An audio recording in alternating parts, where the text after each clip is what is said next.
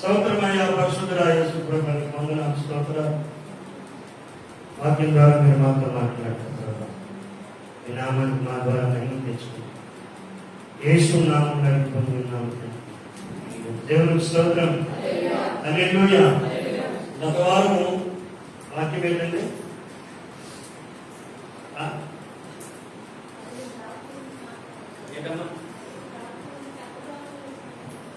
నలుగురు పెద్దగా వస్తాడు. అసలు పాయింట్ ఏంటి? నరపుత్రికలకు కానీ నరపుత్రులకు కానీ గుర్తు లేదా?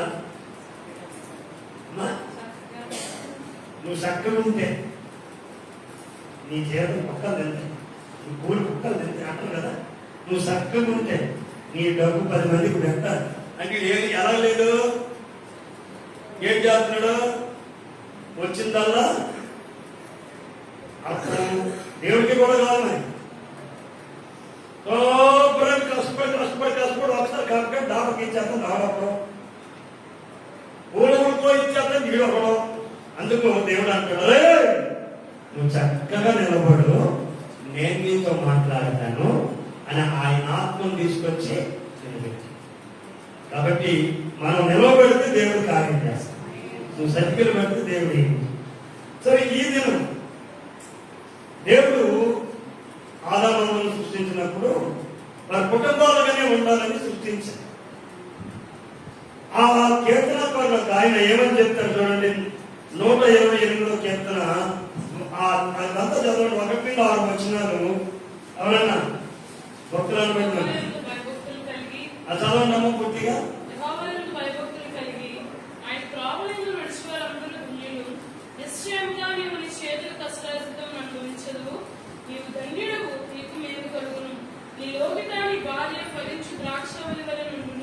నీ భోజనపు పళ్ళ చుట్టూ నీ పిల్లలు ఒలీవ మొక్కల వలె నుండును.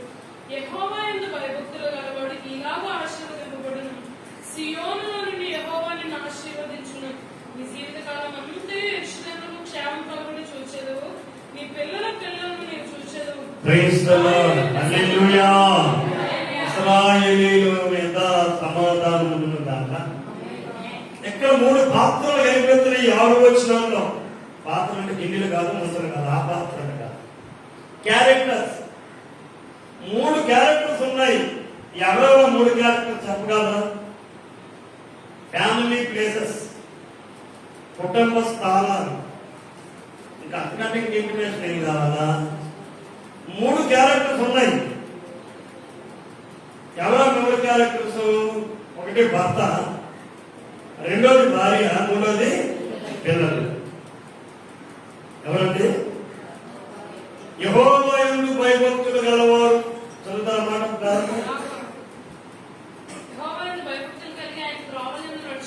భయభక్తి కలగడమే కాదు, భయభక్తి కలిగిన బయట బతకడం, భయభక్తి లేని లోపల ఉన్నాడు. భయభక్తులు ఉన్నాడు మందిరానికి సంఘానికి అవతల ఉన్నాడంటే అది భయభక్తి లేదు, నటించేస్తున్నాడు. సినిమా చేస్తున్నాడు. రెండోదాలా అది కాదు. భయము భక్తి 2 కలిసి ఉండాలి. కృప, క్షేమము, నీతి, సమాధానం, మంచి చెడ్డ, ఆశీర్వాదము, శాపం, దీవెన, ఇంకా దీవెన కాకపోతే లేకపోతే కలిపి వచ్చింది. ఎందుకంటే మంచి చెడ్డ అంటారు కదా. ఇక్కడ ఏమని చెప్పాడు చూడండి. భయము, భక్తి. యెహోవా యందు భయభక్తులు గలవారు. ఆయన త్రోవల యందు అంటే ఏంటో త్రోవ? ఆయన ఉపదేశమందు, వాక్యంలో కట్టుబడే విధానం,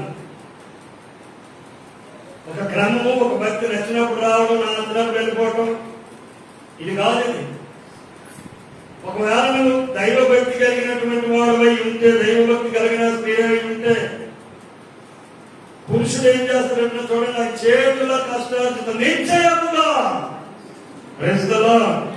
నిశ్చయముగా నీవు నీ చేతుల చదువుతారన్నమాట. నేను ఆమెతో ఒక కాదు నిశ్చయం అంటే అర్థమేంటి? ఇంగ్లీష్ లో ఎవరైనా చెప్పగలరా? నిశ్చయము.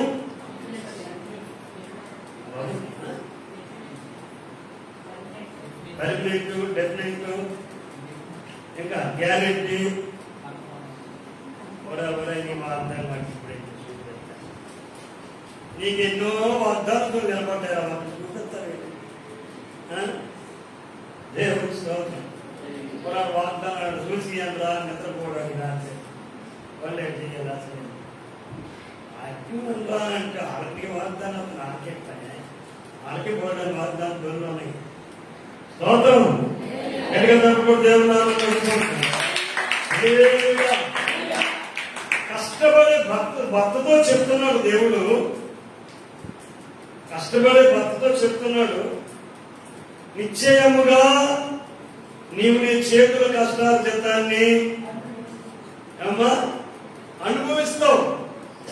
అది పొరిగింటికి, పక్కింటికి, బ్యాండీ షాప్కి, గాంజాయి కొట్టుకి, కాయినా ప్యాకెట్కి వెళ్ళదా?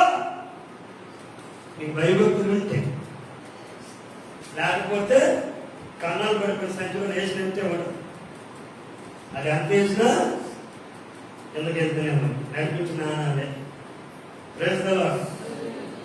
ఇలాంటి ఒక వ్యక్తిని ఈ కీర్తనకారుడి ఈ కీర్తన రాసిన తన తండ్రి ఏ రకమైన ప్రార్థన చేసిన 1వ దినవృత్తాంతాలు 17వ అధ్యాయము 16 నుండి మనం చదివినట్టయితే ఆయన దావీదు.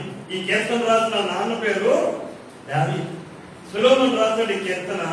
తన తండ్రి అయినటువంటి దావీదు ఏ విధంగా ప్రార్థన చేసి మళ్ళా చెప్తున్నారు. 1వ దినవృత్తాంతాల గ్రంథము 16వ అధ్యాయము 16వ వచనం, అంటే 17వ అధ్యాయము 16వ వచనం. వినండి వినండి, ఎందుకు తీశారు కదా? రాజు అయినా దావీదు వచ్చి ఎక్కడ కూర్చున్నాడండి? హలో, ఎలా లేకపోతే ఎక్కడ కూర్చుంటున్నావు? రాత్రి అయితే ఎక్కడ కూర్చుంటున్నావు? మధ్యాహ్నం 11 ఎక్కడ ఉంటున్నావు?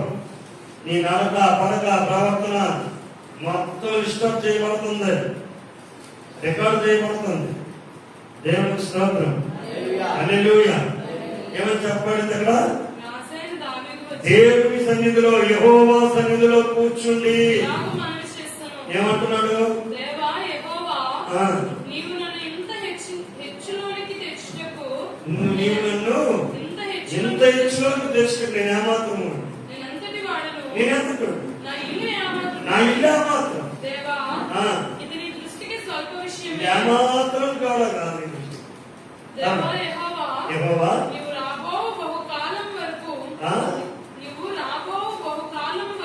రాబోయే బహుకాలం వరకు ఇది బతకాలి. తర్వాత చూడండి, దేని గురించి ప్రార్థన చేస్తున్నాడు? హలో, నువ్వు ఎప్పుడైతే పిల్లల కోసం ప్రార్థన చేసావు, ఇద్దరు తగ్గి కూర్చోబెట్టి, ఏ తండ్రి అయినా తండ్రి మా తల్లి తర్వాత తండ్రి మా నేను ఎప్పుడు మా ఆశ. ఇప్పుడు టైం వచ్చిందంటే నాన్న అనుకుని వచ్చినప్పుడు ప్రార్థన చేయాలి. బయట అవసరంగా పోతాయి. హల్లెలూయా. ఎందుకంటే అక్కడ ఏం రాయబడింది? నీ సంతతి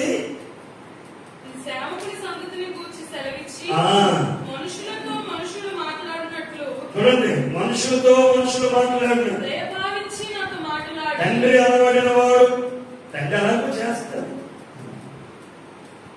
తండ్రి అలాగూ చేస్తారు పిల్లల కోసం, లేదా చేపిస్తారు. తండ్రి పిల్లల కోసం ప్రార్థిస్తున్నాడా? దావీదు చేశాడు. అందుకే యేసు ప్రభువుని కలిపి వాక్యం ఏం చెప్తుందంటే, దావీదు కుమారుడా. యేసు ప్రభువుని కలిపి, యేసు ప్రభు దావీదు వంశంలోను ఆ గోత్రంలో నుండి వచ్చాడు. అక్కడ పేద ప్రజలు అనుకున్న యేసు ప్రభుని క్యాల్కులేషన్ విషయంలో ఏ కుమారుని పిలిచారంటే, యోసేపు కుమారుడా, మరియప్ప కుమారుడా అని వెళ్ళా, దావీదు కుమారుడా అని పిలిచాడు. కారణం ఏంటి? ఆయన తన పిల్లల కొరకు ప్రార్థన చేశాడు. చూడండి, మనం చదువుకున్న కీర్తనలో నీవు నీ పిల్లలను చూచెదవు అని రాయబడింది కదా. ఎవరు ప్రార్థన బట్టి తండ్రులకు చేస్తారు.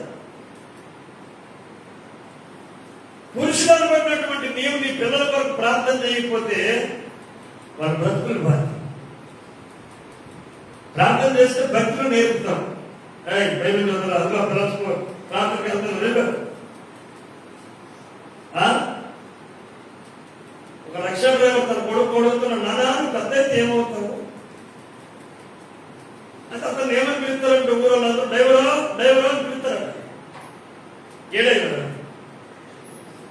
అమ్మా? డ్రైవరే కదా. కొడుకు అన్నాడు, నాన్న నేను కూడా డ్రైవర్ అవుతున్నా. వద్దురా, బాగా చదువుకొని ఉద్యోగం సంపాదించాలా అంటే నేను డ్రైవర్ని కాబట్టి నీ బండి డ్రైవర్ కాదు, నేను ఆటో డ్రైవర్ అవుతాను. చదువుకున్నట్టు ఏడో అవుతుందట, ఆటో డ్రైవర్ అవుతాడు. ఏం చూశాడు? తండ్రి డ్రైవింగ్ చేయడం చూశాడు. దేవుడికి స్తోత్రం. హల్లెలూయా. సిగరెట్ పేట తెచ్చి కొడుకు తండ్రి చేతిలో పెడుతుంది. కొడుకు కటింగ్కి వెళ్ళి కటింగ్ ముట్టించి అక్కడ పెడతారు తెలుసా? ఎట్లే పెట్టాడు. ఏం చూశాడు? తండ్రి సిగరెట్ కాల్చుకుని చూశాడు. అప్పుడేం చేస్తాడు? వీడు కూడా అదే ప్రార్థన. దేవుడికి స్తోత్రం. దావీదు ప్రార్థన చేయడం సొలొమోను చూశాడు. ఇప్పుడు సొలొమోను ఏం చేశాడు? ప్రార్థన చేసుకుంటూ సేవకులు నిలబడలేనంత అభిషేకం వచ్చి పడింది. కాబట్టి దావీదు చేసిన ప్రార్థన ఇంకా చాలా వచనాలు ఉన్నాయి.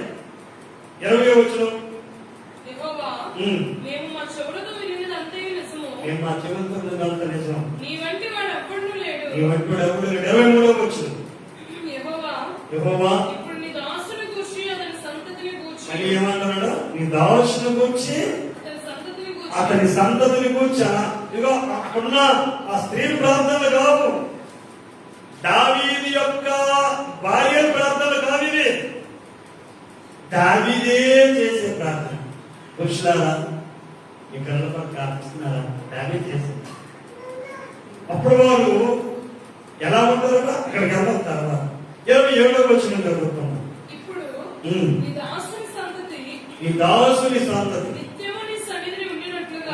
ఆయన ప్రార్థన కదా, నానా నీ పిల్లలు నిత్యము ఆయన సన్నిధిలో ఉన్నప్పుడు దాన్ని ఆశీర్వదింపును అనుగ్రహించినావు. నిత్యము నేనైతే యుద్ధంలో ఉన్నాను ప్రభా, నేనైతే కట్టుబడి కొంతమందిని చంపాను ప్రభా, నేనైతే మరి ఈ మందిరం కట్టడానికి నా చేతులు పాపం చేతి, దౌర్భాగ్యం చేతి, పనికి మాలిన చేతి, నేను యుద్ధాలు చేశాను. కానీ నా పిల్లలు నిత్యము ఇవి చేయకూడదు. నా పిల్లలు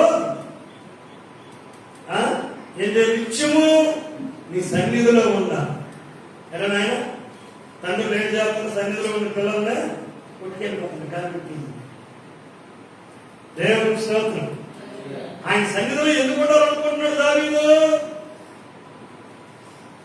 చెప్పలే, కీర్తనలో రాశాడు కదా. మళ్ళీ చదివి 27వ వచనం అక్కడ భక్తుడు చూడు బైబిల్. ఇప్పుడు నీ దాసుని సంతతి నిత్యము నీ సన్నిధిని ఉండినట్లుగా ఆశీర్వదింపును అనుగ్రహించినావు. యెహోవా గుర్తుపెట్టండి, దేవుడు ఆశీర్వదిస్తే అది ఎన్నటికీ ఏమవుతుందంటే ఆయన గుప్పిని విప్పితే, ఆయన ఏంటంటే గుప్పిని విప్పితే. సార్ గుప్పిని విప్పుడు అనుకుంటున్నాం. ఒకసారి చూపిస్తాడా? ఇవ్వండి. ఈడు నేను మార్నింగ్ వాకింగ్కి వెళ్ళాను. ఎక్కడికి? మార్నింగ్ వాకింగ్ వెళ్ళినప్పుడు మాకు తెలిసినటువంటి పాన్సర్ కూడా మమ్మల్ని పలకరించి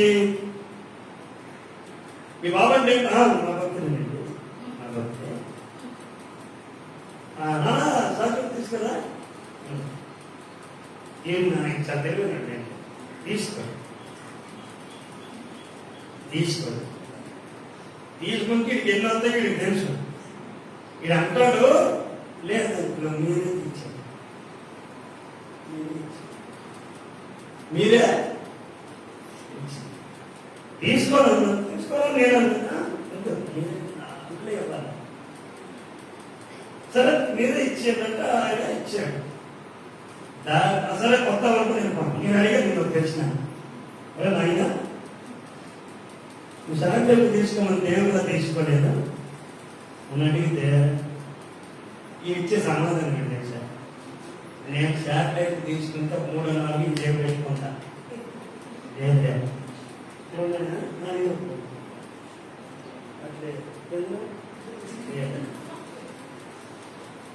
కానీ అంకులిస్తప్పుడు ఈ జేబు నిండిపోయిందే, ఈ జేబు నిండిపోయిందే, ఈ జేబు నిండిపోయిందే, ఈ జేబు నిండిపోయిందే, మరి పని చెప్తాను ఇంకా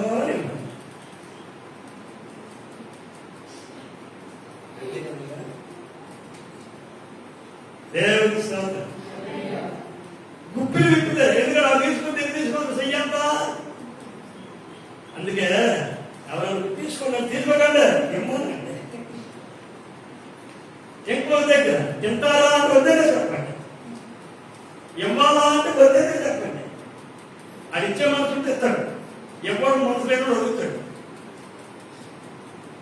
నన్ను కూడా కాదు కదండి, నేను ఇవ్వాలనుకుని ఇచ్చినే, పెట్టాలనుకుని పెట్టేనే. తింటారంటే సమాధానం తిన్ను, కావాలంటే వద్దు. దేవుడికి స్తోత్రం. ఎందుకంటే ఇవ్వాలనుకున్నాడు ఆయన ఇస్తారు, ఇవ్వాలనుకున్నాడు అనుకోండి లాగినా అది ఆగదు. ఆయన గుప్పిలు విప్పితే నీ పిల్లల పిల్లల పిల్లల పిల్లలు వెళ్తారా స్తోత్రం. దేవుడికి స్తోత్రం. ఆయన ఆశీర్వదిస్తే అది అనుకున్నటికి ఇక ఆ చేతులు కష్టాలు మనకుగా ఉంటుంది. కనుక తండ్రులు అనుకున్నాడు పిల్లల ప్రాణాల కొరకు, పిల్లల ఆరోగ్యాల కొరకు, పురుషులు స్త్రీలు కాదు, తండ్రులు అనుకున్నాడు చేతులు ఎత్తి ప్రభా నా పిల్లల్ని ఆశీర్వదించండి. అవునండి, ఒకవేళ వరకు చేయకపోతే ఒక వార్నింగ్గానైనా తీసుకొని ఎవరికోసం అంతకోసం చేస్తావు. నీ పిల్లలు నీ సంగతి చెప్తాడు. నీ భార్య, నీ లోపల నీ భార్య ఫలించు ద్రాక్ష. సరే, దీనికన్నా వెళ్ళే ముందు కొన్ని గురించి చెప్తాడు. మరి అపోస్తలుల కార్యాలు 10వ అధ్యాయంలో అతడు తన ఇంటి వారందరితో పాటు దేవుని యందు భయభక్తులు గలవాడై ఉన్నాడు. అపోస్తలుల కార్యాలు 10వ అధ్యాయము 1-8 వచనాలు చదివితే అతడు తన ఇంటి వారందరితో పాటు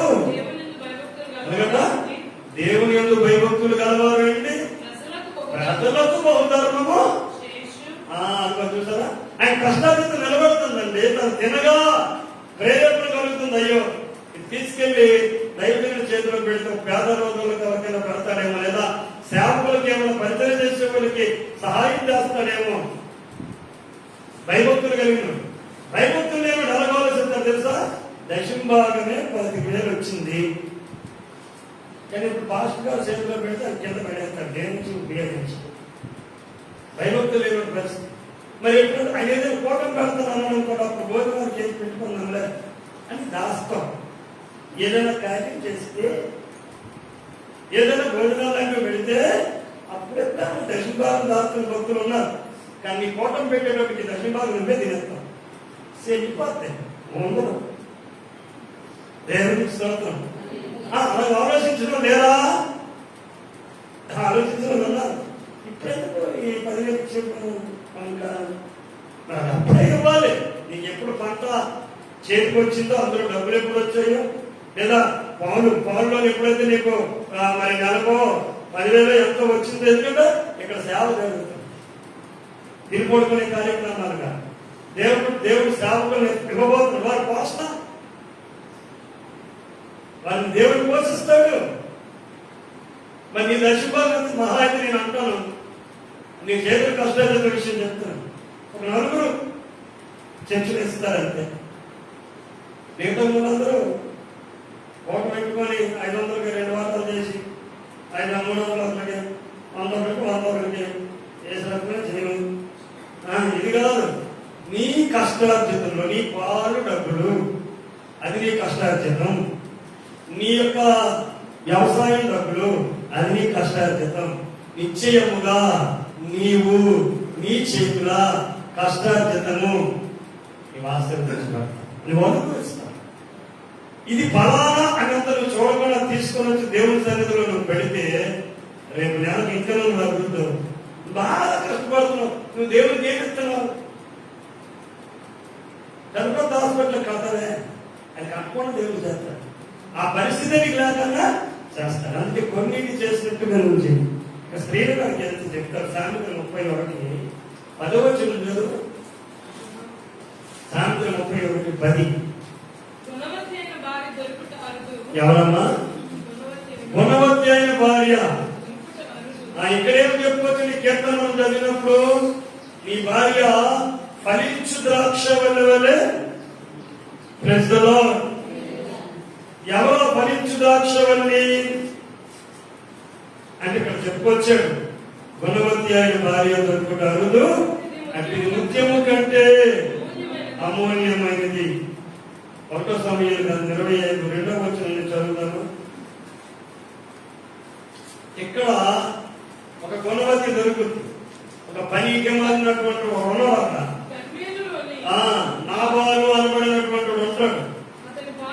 అతని భార్య పేరు అబీగయి. ఈ స్త్రీ మంచి బుద్ధి కలది. మంచి బుద్ధి ఉంది, మంచి అందం కూడా ఉందా. చర్యలను బట్టి చూస్తే నాబాలు మూటోడు మురుకోడు. మూర్ఖుడు ఎవరండి? రిపోర్ట్ అది రిపోర్ట్ ఎలా? మోటువాడు దుర్మార్గుడు. దేవునికి స్తోత్రం. ఆమె దావీదు అరణ్యాల్లో తిరుగుతున్న సమయంలో ఆయన దగ్గర పంపించి గత కాలంలో మేమందరూ సహాయం చేశాం కదా, పలానా కదా, దావీదు అన్నమాట మా యజమాని కొన్ని ఆహార పదార్థాలు ఏమైనా ఇస్తే డబ్బున్నాడు అన్నమాట. ఈ నాబాలు ఏమంటాడంటే దావీదు ఎవరో తెలియదు, దెబ్బగా అయిపోయింది.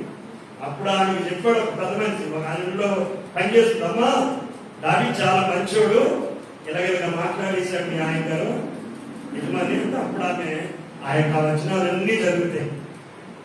ఆమె గుణం ఎంత మంచిదో. దేవునికి స్తోత్రం. హల్లెలూయా. ఆమె సుబుద్ధి కలిగి అని రాయబడింది. గుణవతి ఆయన భార్య అంటే. Praise the lord. రాజుల గ్రంథంలో కనపడుతుందేవా? ఆ 2వ రాజుల గ్రంథంలో గనురాలైన స్త్రీ కొడుకు చచ్చిపోయినా సరే ఆ బాధ కనీసం మొక్కలో కూడా చూపించిన యావల గొడి చేయలే, పరిగెత్తింది. అంటే మన దారిలో పోతున్నటువంటి వస్తువు పోతున్న దైవజనుడు భక్తి కలిగినవాడు ఏం చూడాలంటే సేవకులు భక్తి చూడాలి. అది కనపడుతూ ఉంటుంది. అది బయటకు వస్తున్న ఒక వ్యక్తిని చూడాలి. దాని మీద ఇల్లు కట్టాలి, దైవజనుడు కావాల్సిన ఏర్పాటు చేయాలన్నప్పుడు అక్కడ లోపాన్ని సరి చేసుకుందాన్ని. అర్థమైందా? తర్వాత యెరోబాము భార్య ఒక ఆమె ఉంటుంది 2వ రాజుల గ్రంథంలోనే.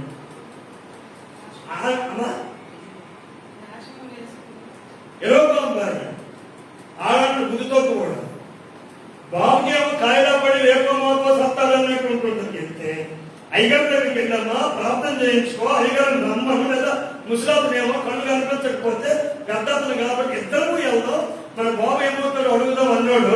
అలాగే నువ్వు వ్యాసం వేసుకొని అని చెప్పాడు. వెళ్ళాలి పాపిస్తాడు, నువ్వు వ్యాసం వేసుకొని నన్ను వెళ్ళమంటావు ఏంటా? నువ్వు కూడా మన పిల్లలు ఒలివ మొక్కల్లో ఉండాల్సిన వాడు చచ్చిపోతున్నాడు, అటు స్వామి దగ్గర ఉన్నాడు, ఇద్దరు వెళ్దాం అనుకోదా.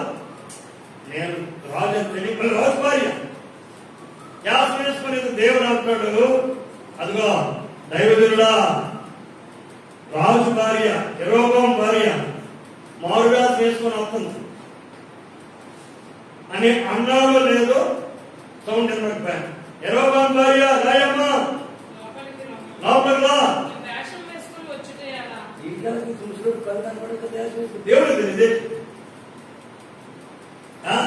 ఇప్పుడైతే పాస్ట్ గారు మెసేజ్, నా పాస్ట్ గారు ఎవరు మెసేజ్ ఎక్కించారు నా గురించి అనొచ్చు. అబ్బేమింది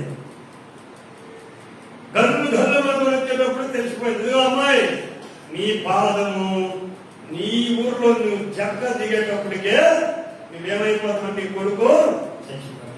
దొంగ ఎలా కాదు. దేవునికి స్తోత్రం. శ్రీకాంత్ ఒకసారి కూడా పాట గుణవతి అయిన భార్య తెలుగులో పాడినట్టు. గుణవతి అయిన భార్య దొరుకుట అడుగురా అది మంచి ముత్యం కంటే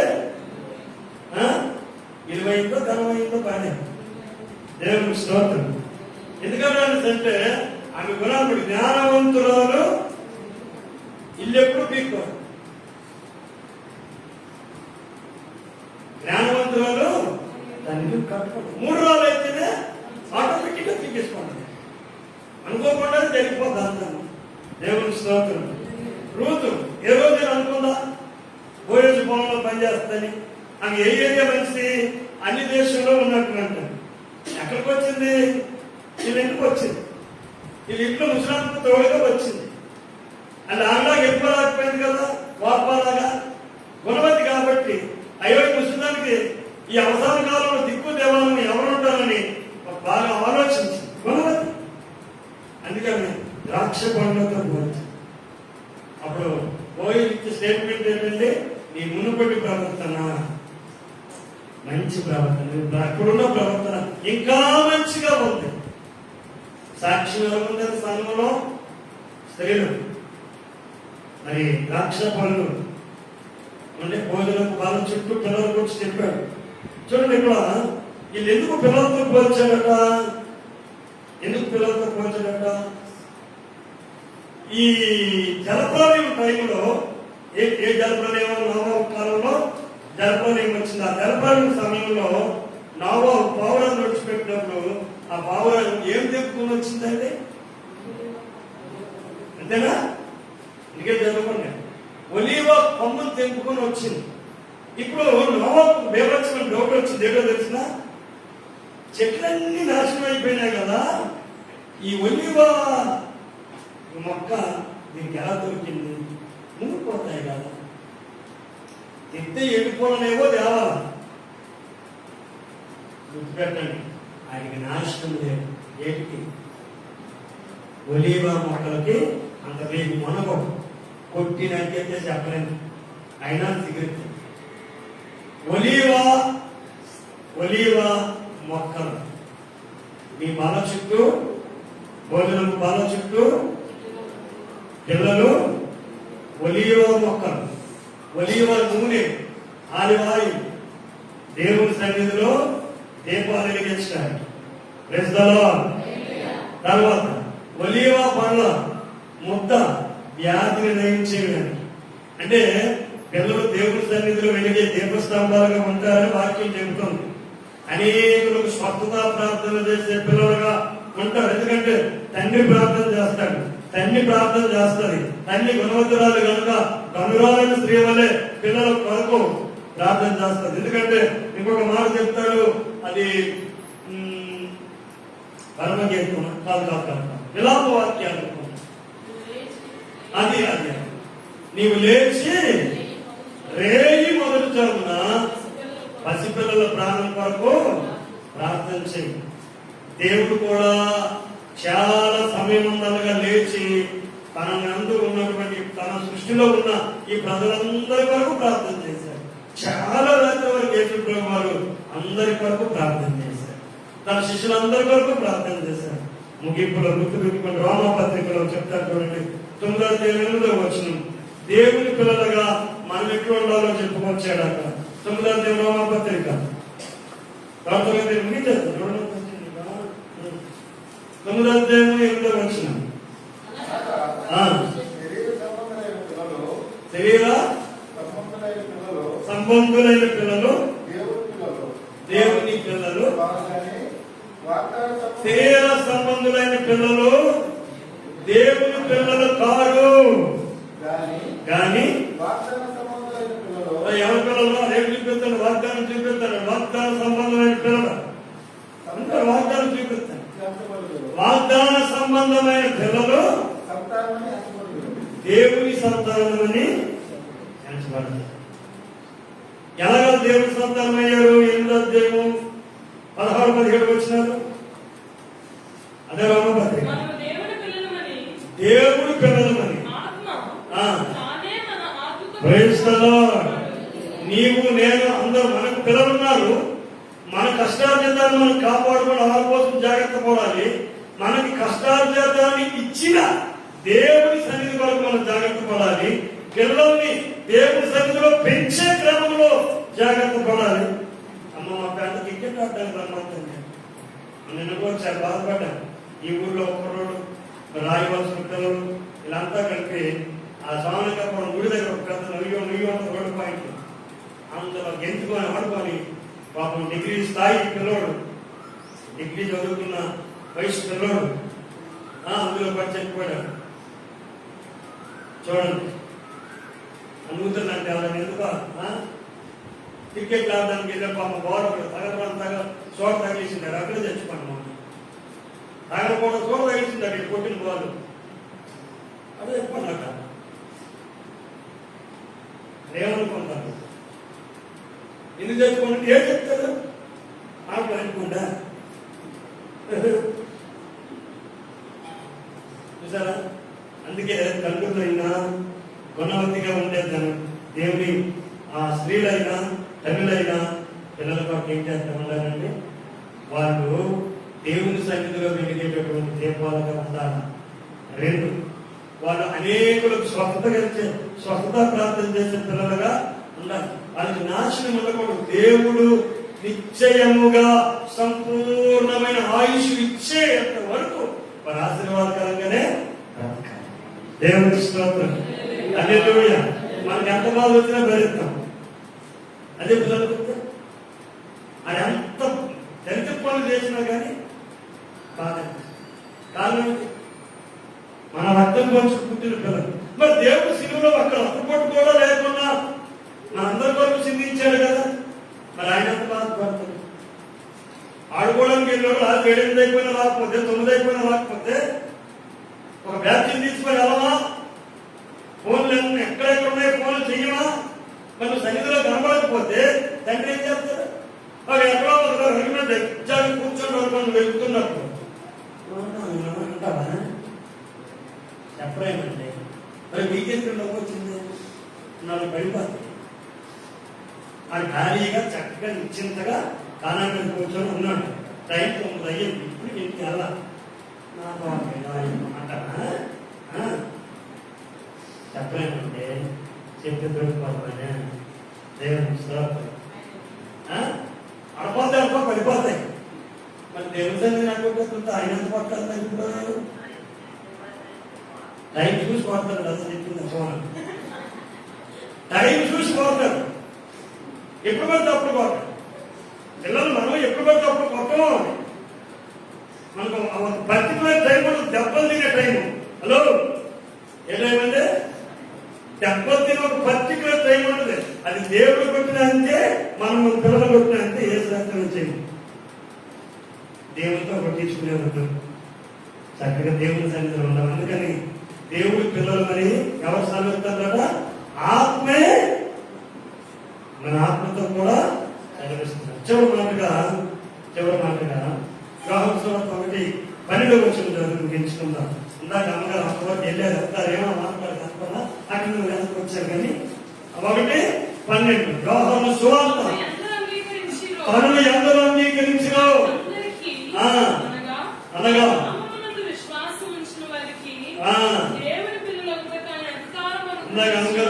అధికారం ఇచ్చాడు. హలో, నీ పిల్లలు నీకు అధికారం పూర్వకమైన వాళ్ళు నా కడుపులో పుట్టడానికి దేవుడు అవకాశం ఇచ్చాడని కాదు. అధికారం నీకు యేసు రక్తంలో కలగబడి దేవుడి బిడ్డగా మారడానికి దేవుడు నీకు అవకాశం ఇవ్వాలా? అధికారం ఇచ్చాడు. కనుక పరలోకంలో కూడా నీకు స్థలాన్ని సిద్ధపరుస్తాడు. దేవునికి స్తోత్రం. హల్లెలూయా. నాకు తెలిసినప్పుడు మా నాయగారి 6 పిల్లలు ఒక బాబు. ఇది ఈ రోజు అప్పుడు నాకు తెలిసినప్పటికీ ఏమి ఇవ్వాల. తర్వాత వారి పిల్లలకి వాళ్ళకి సెటిల్ చేసి ఆయన దగ్గర చక్కకున్నాడు. దేవునికి స్తోత్రం. హల్లెలూయా.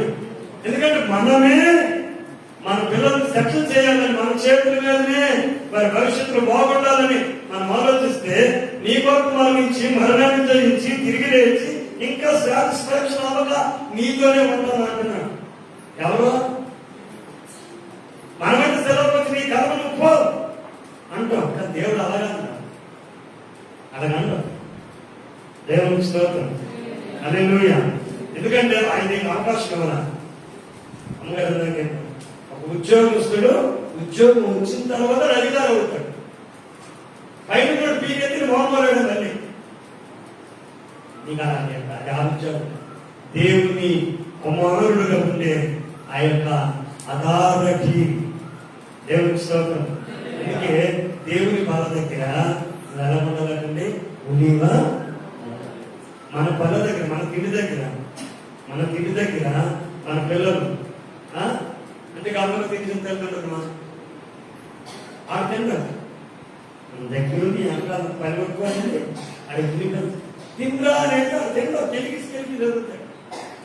మా దేవుడు అన్న తమాలక్షణ పూర్వం ఈ తినిపించేదా కొంచెం పెద్దలు తినడానికి ఏదో ఇలా నాట్యం చేస్తాయి. ఎందుకంటే పిల్లలు అది అంతే. నువ్వు కూడా అంతే. ఈ చెవిని అంటావు, ఈ చెవినే ఒక ముద్ద తిని గిల్లుతో ముద్దగా కాకులు వేసి నాటికి మేపి ఇలా చేస్తాం కదా అన్నం. మనం వాక్యాన్ని అంతే. నచ్చిందైతే గేట్ చేస్తాం, నచ్చకపోతే ఒప్పుకోమని నా పక్కన చెప్పినట్టుగా అని కాబట్టి పిల్లలా ఈ చేతులు కష్టాలు చేద్దాన్ని దేవుడు ఆశీర్వదిస్తాడు. ఆమె చెప్పిన శాతం చెప్పండి. ఈ చేతులు కష్టాలు ఈ పిల్లలను నువ్వు చూస్తావు. నీ కుటుంబం మీద సమాధానము కలుగునుగాక. ఏం కలుగుతుందంటే ఆయన భార్య గురించి చెప్పాడు. గుణవతి అయినటువంటి భార్య అబీగయిలు యొక్క బుద్ధి. తర్వాత రూతు లాంటి లక్షణం. ఇంకెవరు చెప్పమంటే గనురాలైనటువంటి ఖర్చు ఆ దేవుళ్ళని చూపించింది. ఆ మోక్షం ఆ భర్తలు కానీ పనులు కానీ ఏమన్నా నేను చెప్పే వరకు 120, 130 అవసరమైన బడిలో అన్నది అంతే. తులుపది నేను తులుపది ఏంటి పక్క మీకు అమావాస్య కాదు, పొనము కాదు, దైవజంతులకు వెళ్ళాలి పదా. ఆడికి కూడా చెప్పలా. వాళ్ళు చచ్చిపెట్టడం మేడ మీద పెట్టిన తొందరగా అని చెప్పలా. ఎంత ఖర్చు ఉంటుంది దానికి, ఎంత కొనవద్ది. నీవైతే చిన్న జ్వరం వచ్చేది కింద మీద అయిపోయి ఇంట్లో రాకపోతే ఒక కాసేపు ఏదైపోయి వచ్చాడు అనుకోండి ఇక క్షవరం చేసేస్తా పొలకి. ఇక సామాన్యంగా ఉంచవాలి. ఎన్నోడు కదా అందరూ గంట క్రితం చెప్తే ఏం పునాలు పడి వచ్చారో తెలియదు కదా. గమనించండి. చూడండి, భార్య నేను దేంతో పోల్చాడంటే కళ్ళు మూసుకున్నాం. పిల్లలు దేవుని పిల్లలుగా ఉన్నాం, అధికారం పొందిన పిల్లలుగా ఉన్నాం. స్తోత్రాలయ్యా, పరిశుద్ధులా ఉన్నాం. వినిన మాటలు నువ్వు నాకు నిశ్చయముగా చేతుల కష్టాలు భయభక్తులు కలిగిన వారమైతే ఆ చేతుల కష్టార్జితం యొక్క ఆశీర్వాదాన్ని నేను చూస్తాను. పిల్లల ప్రాణాల కొరకు రేయి మొదటి జామున ప్రార్థన చేసే పురుషులుగా ఉంటాను. పురుషులుగా ప్రార్థన చేసే వాళ్ళుగా లేక పిల్లలు కోల్పోతా ఉన్నాం. వ్యాధుల బారి పడిపోయినట్టు ఉన్నాం. స్త్రీలైనటువంటి వారు భార్య ఫలించు ద్రాక్ష వల్లే అన్నారు. సామాన్యమైన మాట కాదు, ఫలింపు లేనటువంటిది కాదు. యెహోవా భార్య నిష్ఫలమైపోయింది. అబీగయిలు యెజ్బేలు నిష్ఫలమైన జీవితం జీవించింది. రూతు, అబీగయిలు, అలాగే బైబిల్ గ్రంథంలో చెప్పబడిన చాలా స్త్రీలు ఆశీర్వదించబడ్డారు. పిల్లలు ఒలీవ మొక్కల వలె ఉంటారని చెప్పబడింది. స్తోత్రమైన పరిశుద్ధులని పొందనాలు. వినిన మాటలు హృదయాల్లో పలకరించు. నామానికి మహిమ తెచ్చు ప్రభా. పురుషులుగా ఉన్నవారు కాదు, స్త్రీలుగా ఉన్నవారు కాదు, భార్యాభర్తలుగా ఉన్నవారు కాదు, సమాధానం కలుగునట్లుగా మీరు ఆజ్ఞాపించి అది ఎన్నటన్నిటికీ ఆశీర్వాదకరంగా మార్చాలి. ఎన్నటన్నిటికీ అది దీవెనకరంగా ఉండదు కాక ఎన్నటన్నిటికీ నీ బిడ్డలకి అది కృప కలిగినట్లుగా మీరు ఆజ్ఞాపించి పిల్లలకు చూసే కృప యేసు నామములో సంగములకు కలుగును కాక. కృప ఇచ్చి మహిమ పొందను. యేసు నామములో పొంది ఉన్నాము తండ్రి. దేవునికి స్తోత్రం. ఒక 10 నిమిషాలు ప్రేమ ముందుకు సాక్ష్యం అన్నాడు కనుక 10 నిమిషాలు వస్తే మైక్ ఇవ్వండి. ఒక 10 నిమిషాలు ముగించు.